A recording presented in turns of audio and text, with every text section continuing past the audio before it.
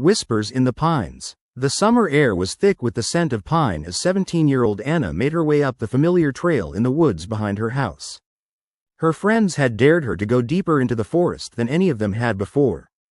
The legends of skinwalkers, shape-shifting witches who could wear the skin of any animal, sent chills down her spine, but she was determined to prove her bravery. "Come on, Anna, you can't bail on us now," James had teased. "We'll wait for you at the creek." He had grinned, the sunlight catching glints in his dark hair.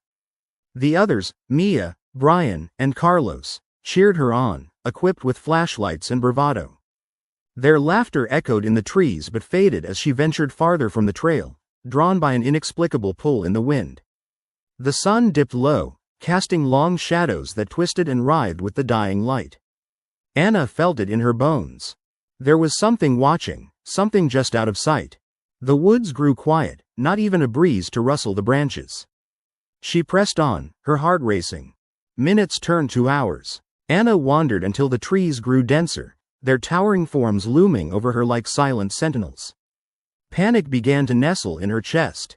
"Guys?" she called, her voice trembling. "This isn't funny." No answer. Only silence, thick and suffocating. The evening darkened, the rich blue of twilight settled into an inky black, and Anna's flashlight flickered ominously. She cursed under her breath, clicking it against her palm, but it only sputtered, leaving her in half-light. "Anna," a voice carried on the wind, soft and haunting. It wasn't anyone she recognized. It sounded like someone she knew, but twisted, shadowed by fear. "Help me, who are you?" she whispered, fear curling her stomach. She turned, scanning the tree line. Shadows flickered, just beyond her vision. "Over here, please, it hurts," the voice called again, more insistent now, a plea that cut through the darkness. Anna felt drawn towards it, compelled to find whoever was calling for help. Step by step, she moved toward the sound, weaving through the gnarled roots and underbrush until she emerged into a small clearing illuminated by the ghostly light of the moon. There, in the center, lay a figure. A deer, but not quite right. Its legs looked too long, its eyes reflected the moonlight eerily, and a low whimper escaped its twisted mouth. "Help me," it murmured again, but now its voice was a combination of both animalistic fear and human sorrow, raw and harrowing. She felt her heart race. This was no ordinary animal. It had the twisted features of something unnatural. "Stay back," Anna shouted, her instinct screaming at her to flee, but the creature's eyes locked onto hers, and she couldn't look away. "Please, I need help," it begged, its voice warping into a chorus of emotions that tugged at her empathy. Suddenly, the ground trembled. A heavy shadow materialized behind the creature, tall and imposing, cloaked in darkness.